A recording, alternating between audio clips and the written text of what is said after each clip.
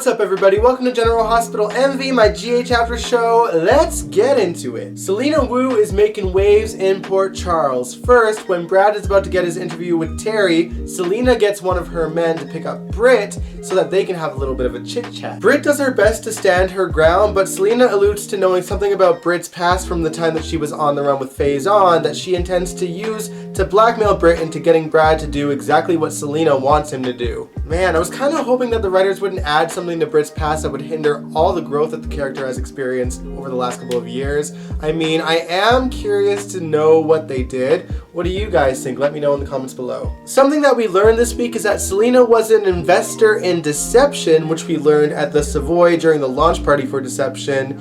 And it's a good investment because the stock market rose for Deception, making Sasha filthy stinkin' rich, provided she doesn't spend all her money on drugs. Sasha mess aside, because of the fact that the Deception party was at the Savoy, this puts Selena back in Curtis's orbit. Unfortunately, Curtis is getting a little bit more desperate to find out more about Marshall's past, especially when a family gathering gets a little bit dicey. Stella was a little bit flustered at the party because she was having memory flashes of holding the letter which contained Jordan and Curtis's divorce papers that never went through, and she gets even more flustered when Marshall makes a surprise appearance to the party. When Stella went outside to talk to Marshall, she noticed pills in his hands and she wasn't very impressed, almost like he has a bad history with drugs.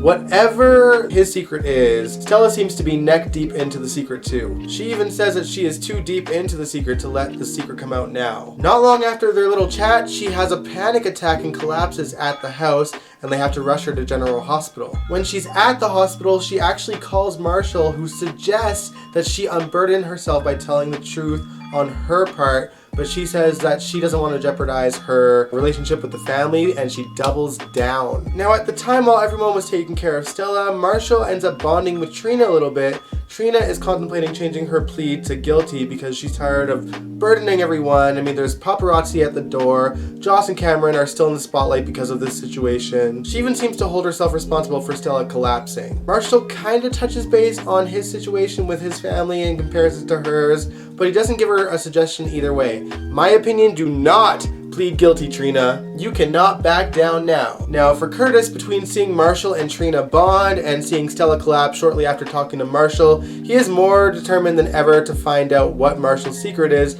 and so he turns to Selena Wu and agrees to let her use the Savoy on the condition that she provides him with the information that he wants on Marshall. Now I could be wrong, but I have a sneaking suspicion that Marshall and Selena are working together. What do you guys think? Let me know. Since we talked about Trina, we gotta talk about the girl that made this mess for Trina, Esme Prince. Ava was not happy to find her in Windermere, nor was she happy to find out that she could be carrying Spencer's child, and she demanded Nicholas throw her out.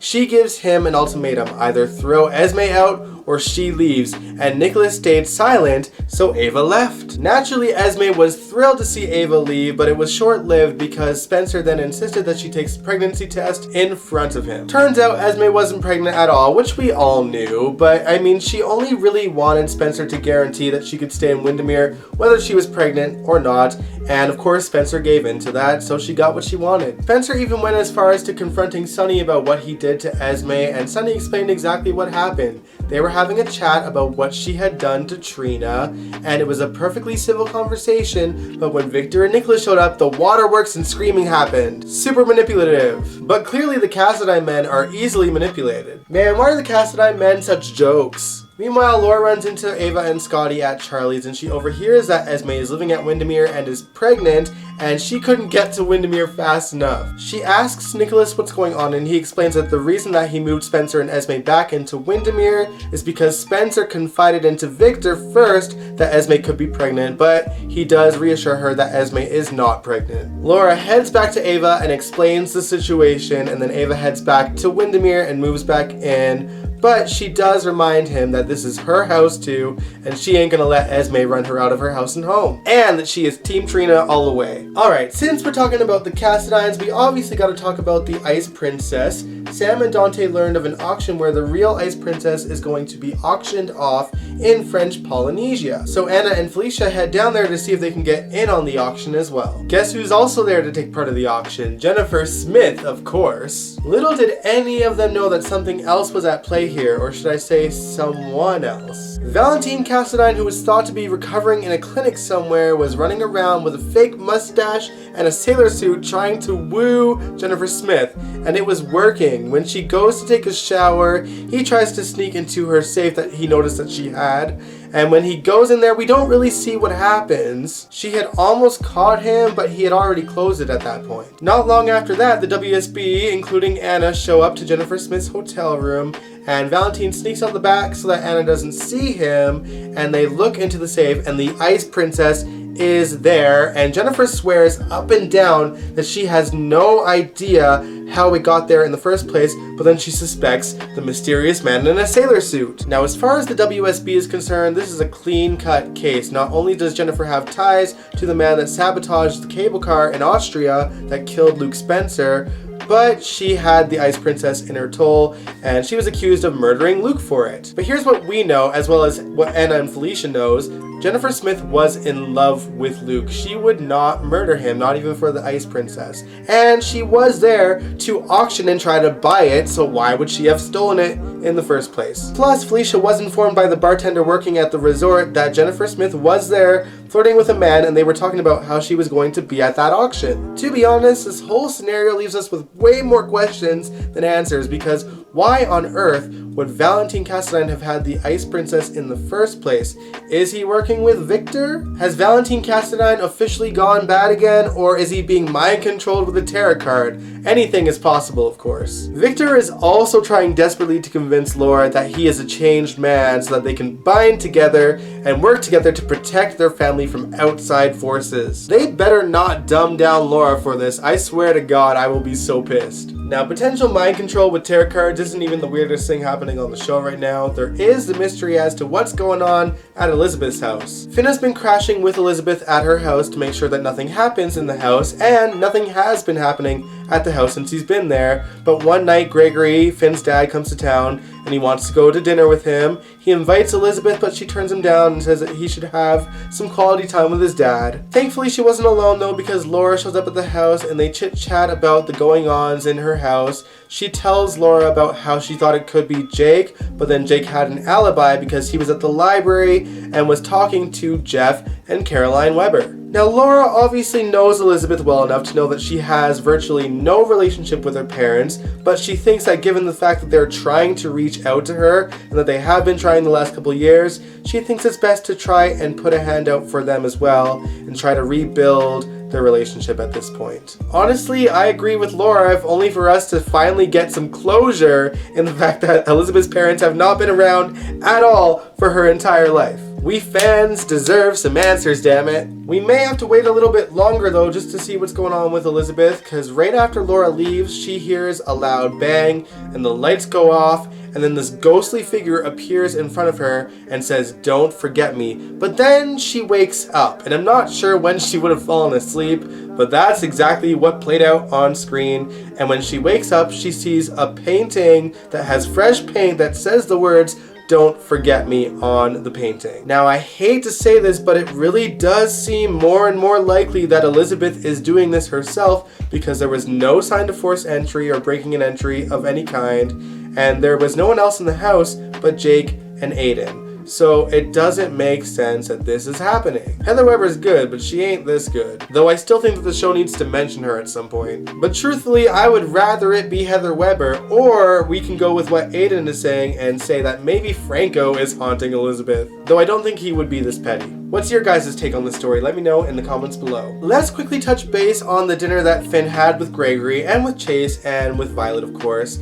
Now, they were having it at the Metro Court, and Brooke Lynn happened to be there, and Gregory was not thrilled to see her. He blames her for the fact that Chase got suspended from his job, and Chase went up to bat for Brooke Lynn. He explained the whole ordeal with Brooke Lynn protecting Maxie's baby from Peter, and at the end, Gregory actually goes over to Brooke Lynn and apologizes because he didn't have all the facts. I kind of love that Chase is Brooke Lynn's protector. I'm really digging this slow burn relationship that they're forming. Finally, let's talk about Harmony. The moment we've all seen coming for like 3 or 4 years now. The truth is out. We got confirmation this week that Nina is in fact Willow's mother, and to top it off, she had twins, making Nell and Willow sisters. Let's talk about what led to this revelation. Nina feels like she has no choice but to take Michael and Willow to court, so she gets the ball rolling on that. She goes to Sonny and gives him a heads up about it, and of course he's not too happy, but he gets it.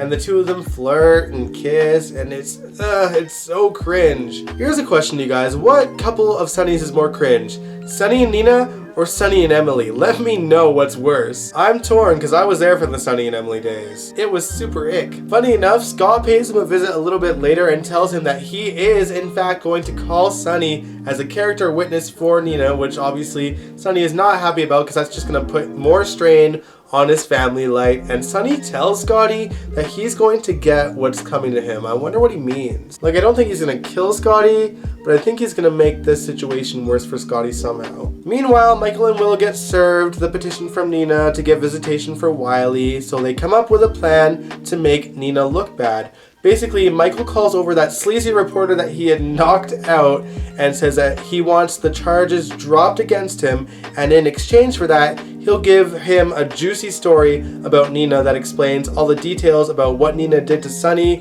while they were in Nixon Falls and how it wrecked their family. And on top of that, information on the situation with Avery and how she kidnapped Avery back in the day and what she did to Ava and all that good stuff. Obviously, this sleazeball can't say no to a juicy story like that, so he is all in. Man, things are about to get hella messy for all of those people involved. Now, during this time, Harmony was paying a visit to Carly to try and get a second job to get some extra money so that she can move out of Alexis's house, and she was even honest with Carly and said that she had recently gone to bat for Nina, but that she instantly regretted it. She tells Carly that she just felt like she owed Nina, obviously for stealing her kid, but not that she let Carly in on that part. Later on, Harmony runs into Willow at the Metrocourt restaurant, and Willow tells her that Nina has served them with a petition to get visitation for Wiley and is taking them to court, which obviously upsets Harmony. While the two of them were talking, Harmony kept on getting texts and calls from Neil's brother, who was demanding to see her, and that if he didn't see her, he would tell the whole truth to Willow. Harmony meets up with Neil's brother at the docks, and he is wanting money out of her, and she laughs because she's literally trying to get a second job because she's that broke. And he points out that Willow is the mother to an heir of the Quartermains and that she should get money that way because he has Neil's file on Harmony, and Harmony confessed to many crimes to Neil, including the fact that she stole. Well, she didn't steal. Technically, Madeline gave her Willow and she kept the baby. Basically, he says, get me that money or I will blow your whole world apart. And Harmony does a pretty good job at standing her ground, and she says that she's dealt with worse men than him. But it is a tricky situation because what Brendan doesn't know is that she killed Neil. So this is a very sensitive situation, and it's going to really show us who Harmony is in the present day. Harmony can either go to Willow with the truth or keep on trying to cover and manipulate her into giving her money. If Harmony is as changed as she claims she is, then this should be a no-brainer for Harmony. I'm a little bit torn as to who I want Harmony to be because on the one hand, she did clearly kill Neil because he knew too much. That's my guess anyway. That's what they're insinuating, and it makes sense. But that was also 2 years ago, but this was also just as she got out of jail, so I don't know if I want Harmony to be a bad guy or a good guy that has truly changed. Clearly she's done some stupid shit, and she probably should pay for killing Neil. And if she takes responsibility, that means that she is a changed woman. But if she does take responsibility, that means the character is going to jail again. How do you guys want this story to play out for Harmony? Let me know in the comments below. And with that said, that is General Hospital in a nutshell this week. I hope you guys enjoyed my recap. Let me know what you thought of General Hospital last week in the comments below. And if you liked this video, give it a big ol' thumbs up. Subscribe if you want to, and I will catch you guys next weekend. Peace out.